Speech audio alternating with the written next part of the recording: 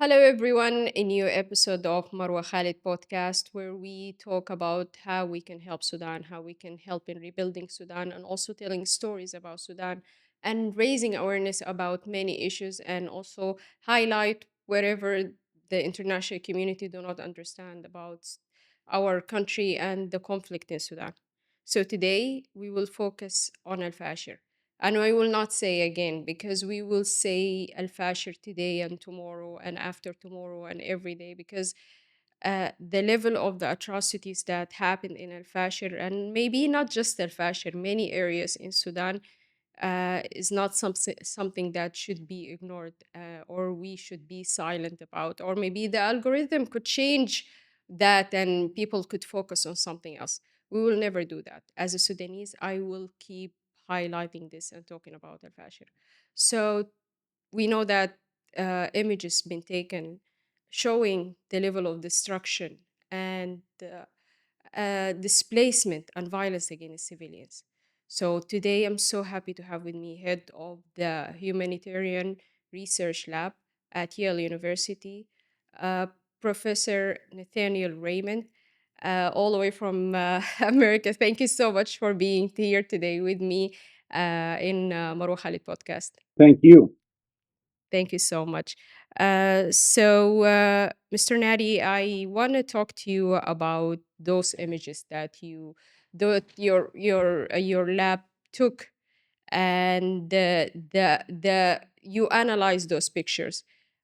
If anyone just asks you to explain what you saw by just how can you explain it to them? Like when someone asks you that we took pictures for Al-Fashir and Geneina, what exactly you say to them as the first thing that you say? Uh, the first thing I would say is that we watched people be killed house to house by rapid support forces in both Al-Geneina and Al-Fashir.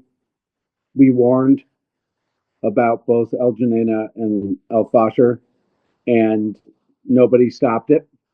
And there were so many people killed in both Al-Geneina and Al-Fashir that we could see piles of bodies from space, and we could navigate through the city using piles of dead men and boys as landmarks.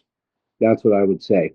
And in the case of Al-Fashir, we could see blood on the ground visible from space, and then we could see them burn the bodies for days and weeks. And I heard a statement a couple of days ago, I think like 48 hours ago, that now they are trying to actually erase those evidence on the ground. That's right. So tomorrow morning, Eastern Standard Time, we're releasing a giant report, and we're literally finishing it right now. So I'm taking a break from finishing the report with the team to talk to you about what's going to come out tomorrow. What's going to come out tomorrow is we mapped almost 150 piles of bodies in the city from the first week of the killing. And then we've watched them for 5 weeks. And we've watched how they've moved.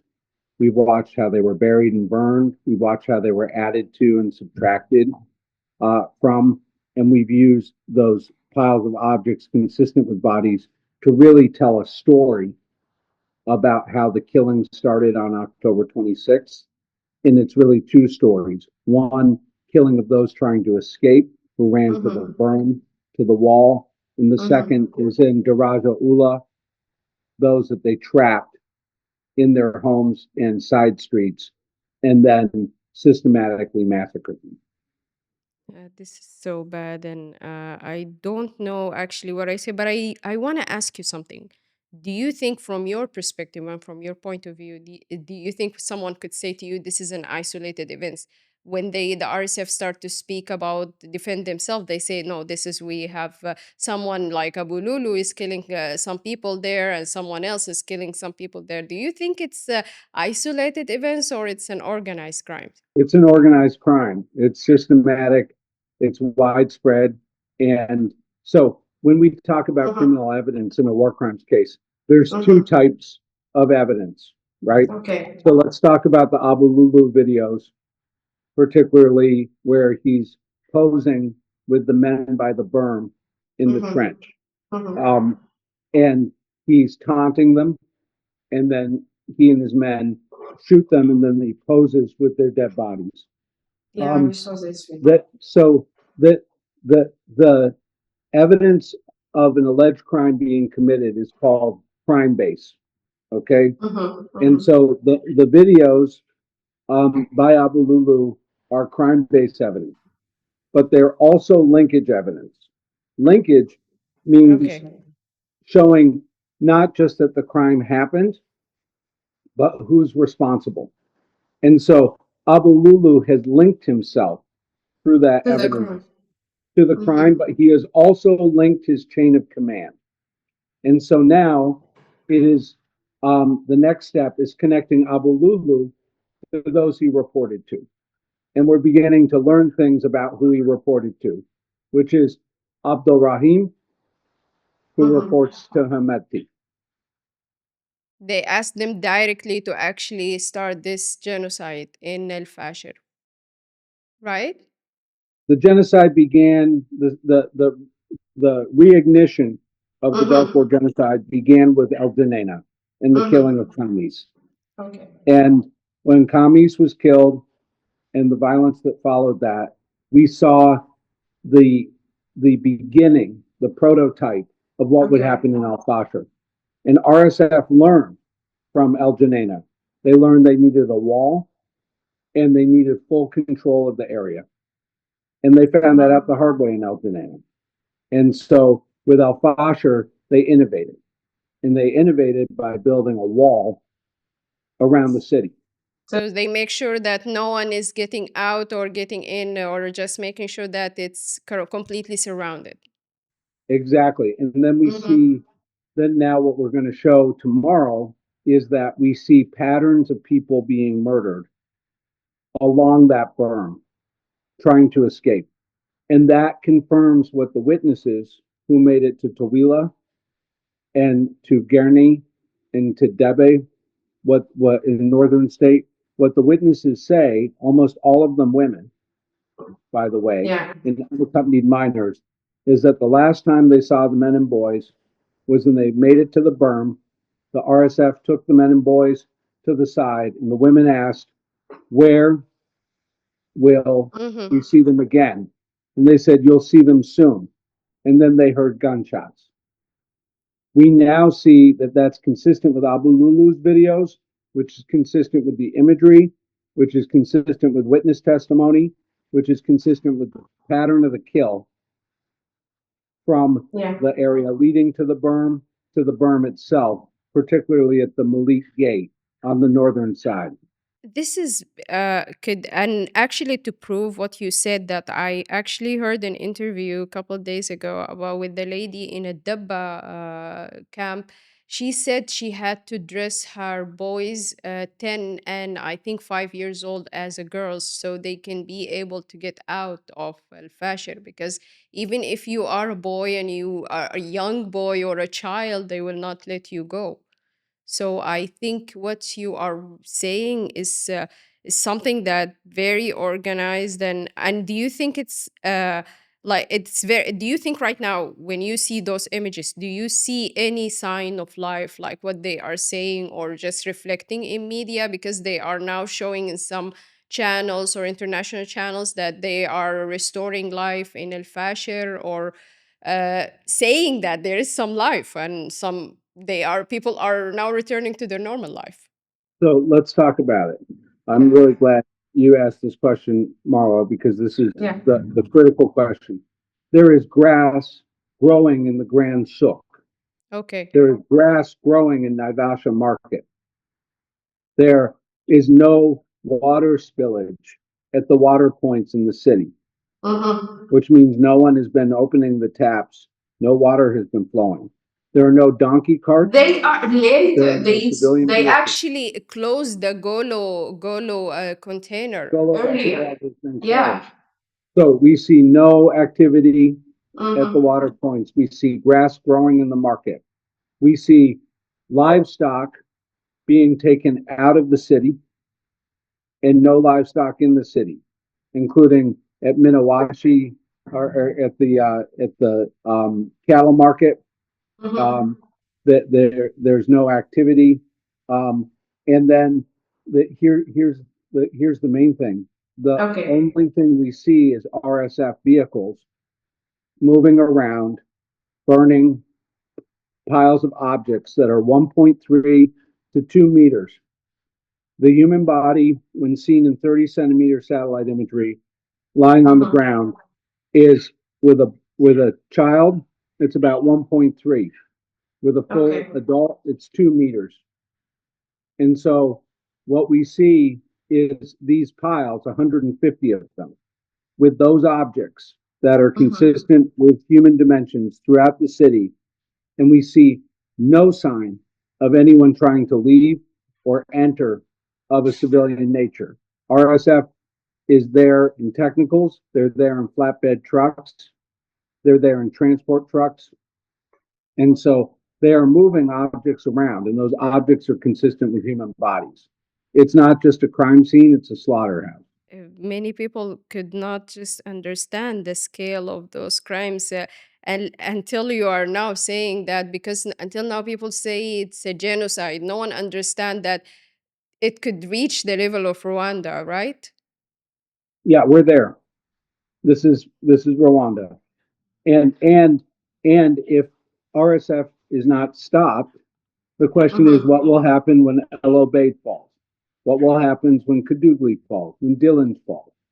The fact is that the ethnic mix in Al-Fashir is not the same as the Nuba Mountains. I know that. But And uh, yeah, Okay. but RSF has not suffered a consequence for the fact that they made at least 250,000 people get trapped in a kill box, and now we can't find at least 100,000 of them. so I want to ask you something. You spoke about the Geneina and the genocide that happened to the Masalit, and you spoke about that in a forum. Also, I saw that in a video a couple days ago or something. I want to ask you, when you saw those Geneina photos and you were able to have documentation for this, why you didn't make it public like now you made the Al-Fashir? Why you didn't speak about that more like now? Um, we received the photos as the Janina massacre was completed. They came from a source that could not make them public for Mhm. safety reasons, because the source, in releasing the photos, you would understand who was taking them. Oh, okay. For it was from the ground, you mean? Like it wasn't from a satellite images? They were pictures taken by a person who was hiding, Okay. Okay. and Now Now and I I get it. that person was hiding while something was going on that you see in the photos. And if you saw the photos, even if that person wasn't part of what was going on, the RSF would likely kill those who are seen in the photos doing things. And now, But yeah. yeah. and so to protect the people in the photos, we did not release them. But I can give you news here that's never Yeah. been I've never said. Okay. Um, we transferred them to the International Criminal Court. All the picture, even all Janina and All the ground photos from Al-Geneina, which are of um, almost exclusively men shot at Okay. point blank range. And so we created a evidence file of the photos, and we Mhm. did not disclose them to protect the photographer. And we then moved them to the court. And so the what's important here is that um, you don't want those photos to be public, and I'll tell you why. why? Because those photos are evidence of specific criminal acts by specific units and individuals. And so those photos are now doing what they need to do, which is Yeah. that They're part of what's called chain of custody in an open case. Does that make Okay. sense? It does make sense, but what as a Sudanese and as someone who knows that this war has been forgotten for a while and no one actually focus on, people did not understand what's happening in Sudan until the genocide of Al-Fashir happened. So why I ask you those questions, because I felt like if the people saw what's happening in Al-Geneina, because our representative in the Security Council spoke about that, but people spoke about, but no one took that seriously. And even when the siege was happening for 600 days in Al-Fashir, and everyone spoke about the genocide that will happen if those people managed to, the RSF managed to get to Al-Fashir, no one actually cared until the genocide happened. That's why I asked this question, and I wanted to make it public because I want people to understand what's happening in Sudan for a year before or 2 years. Let's keep talking about it right Yeah. now. And you, so when I went to the House of Lords and the House of Parliament during the moment that UN Security Council Resolution 2736 was Okay. about to get voted on, we were in this private briefing with members of Parliament in the House of Lords, and there were members of the Anglo-Sudanese community who were sitting there on the back wall. Okay. And who were allowed to attend the briefing. And when I started, I looked them in the eye and I said, I need to ask your forgiveness. We've failed you. We've failed the Sudanese people. And I said that because I was part of Jeddah One with the State Department. I was part of Jeddah Declaration, as was the whole team. And it never should have gotten this bad.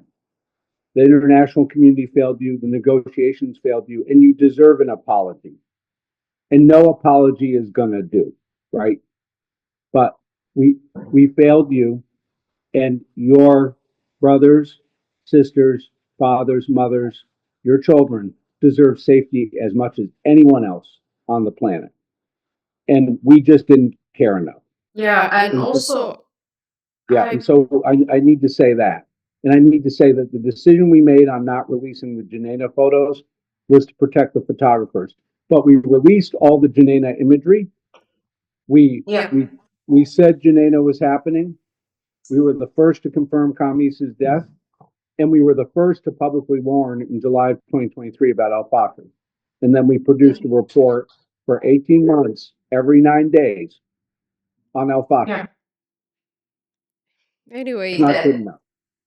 anyway, to come late better than never comes at all and speak about this. So anyway, we appreciate the work that you are doing, and also I think also one of the things that made the issue of Sudan is not that public or anyone could see is that the external sponsors, which is the United Arab Emirates, who played a very big part in making sure that no one talks about what's happening in Al-Fashir or maybe in Sudan in general.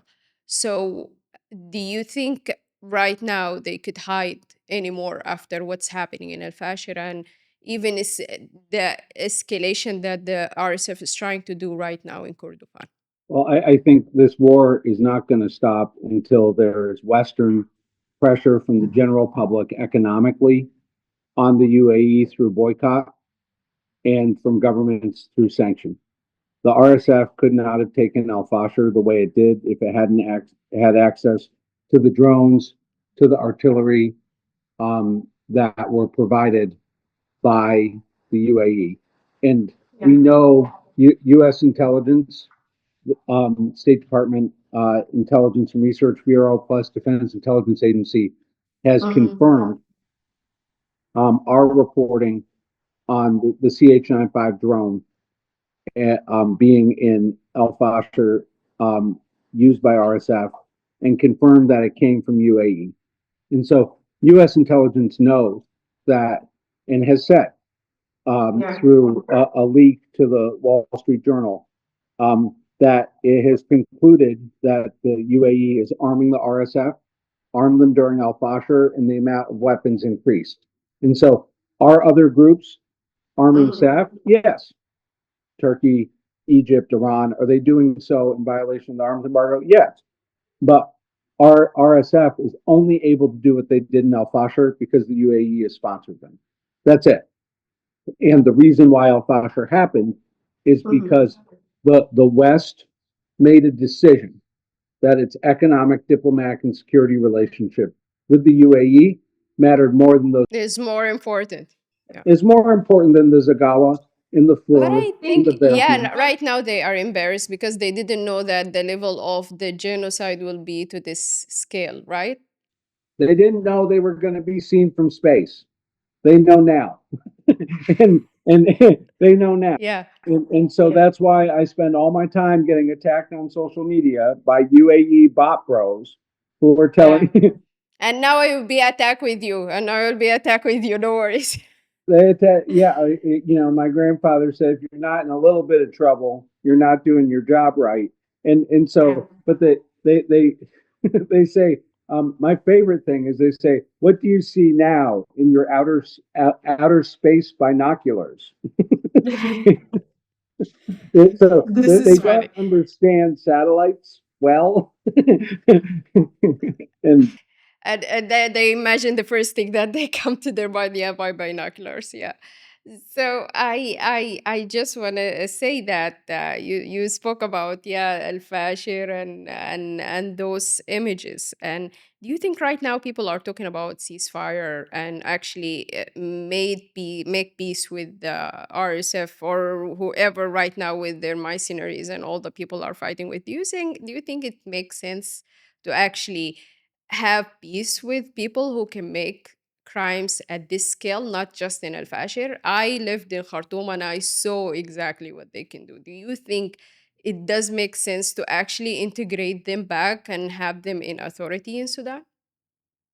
this is the critical question, Marwa, is that every single time, and I say this as having been part of Jeddah 1, okay, is every single time RSF comes to the table, they use it as cover for action because they're either completing a genocide or a massacre, Or starting something else? they're about to start one. And so that was the case with Janena, they were at the table. Zelensky, they were at the table. Nyala, They were in the table as well. Yeah. Al-Fashir. And so they're not doing that because they want a political solution. They're doing that because they think the West is dumb enough or willfully ignorant enough to accept the um, theater of RSF agreeing to a never executed humanitarian ceasefire that they think that RSF really wants a political solution. No, they want a military advantage because they want to retake Khartoum and Omdurman, and they want to do so by the next dry season. That's what it is. And they want to destroy SAF. And then SAF is put in a position where they have to agree to a deal that they can't agree to. And so this doesn't mean that SAF hasn't committed crimes. I investigated SAF for 15 years. SAF definitely committed crimes in this war, in the wars before, and they were involved in the first genocide. And they led it, and they created RSF. But right now, we have to acknowledge, we have to state truthfully, RSF is the one who is committing a genocide now. And so we have obligations under international humanitarian and human rights law to stop them now. And to continue to be engaged in these negotiations, even up to the Quad, is if we are dealing with a legitimate good faith actor that's not trying to manipulate these negotiations to kill, well, shame on us. Yeah, shame on us, right? But I want to ask you something. Do you think right now those images that been took about this genocide, and also the new images that you actually also shared with us right now about or talked to us about the that they are trying to erase the evidence and all the things that you said, do you think that could be used as an evidence in the under the international law right now and actually hold them accountable? Yes.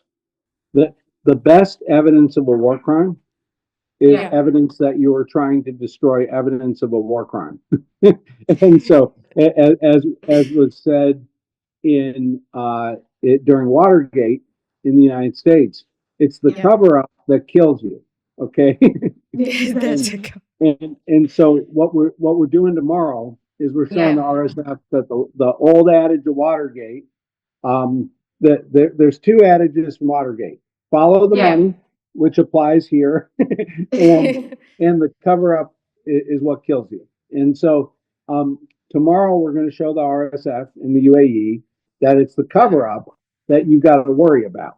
And I there's a part of me that feels sorry for the online bots and they cannot hide anymore. They will keep covering here, but every time they are destroying themselves by themselves. Yeah. yeah, but I'm saying tomorrow they're going to have a hard day because Yeah, we are waiting for that. We are waiting for that. because I because hopefully Hopefully. because Mm. what's going to happen tomorrow to those who are denying what happened to Al-Fashir is we're going to show geolocations of the videos with satellite imagery, and we are also going to show the progression over time of multiple areas of bodies going from the street into burn pits. Yeah. And we're going to show the difference between those objects and loot and debris. And so tomorrow it's going to be very hard to deny what's happened in Al-Fashir and what's continuing to happen. Okay, Nari, my final question to you is what do you want to say to the international community right now who is following maybe this podcast, or maybe just they saw it by any chance? What do you want to say to them in order to understand exactly the situation in Sudan? Or how can you just speak to them right now? What do you want to say to them?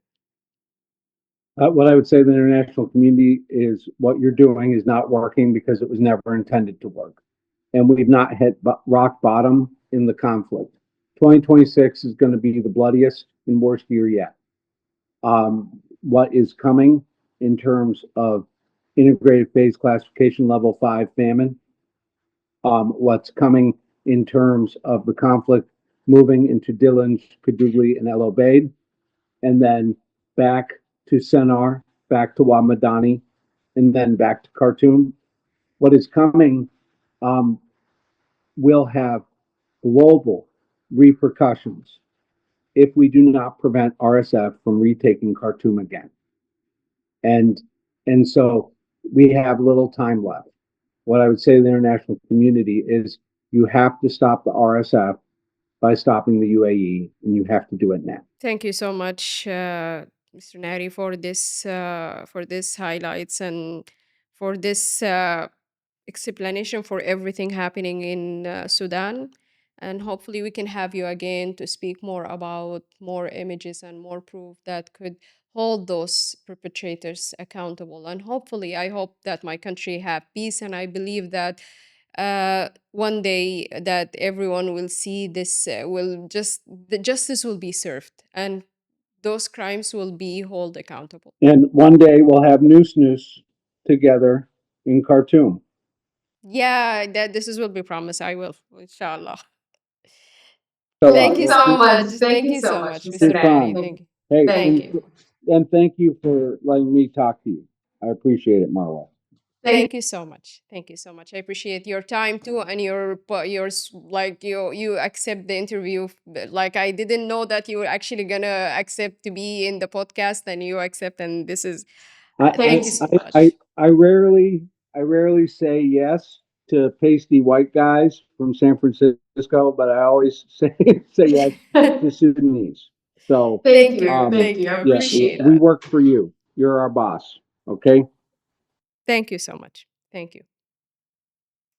And thank you to all the people who are listening to us. And I'm gonna say we will keep talking about Al-Fashir and what's happening in Al-Fashir. And today it was a little bit overwhelming to me, but we will say that justice will be served, and we will stand firmly with our national army, our sovereignty in Sudan. And we believe that we could just get all we could justice will be served in Sudan, and perpetrators will be held accountable, and crimes will never just be forgotten, and all the rights of the people who died in this war will be returned, and we will have our country back. So thank you so much for watching this episode, and goodbye.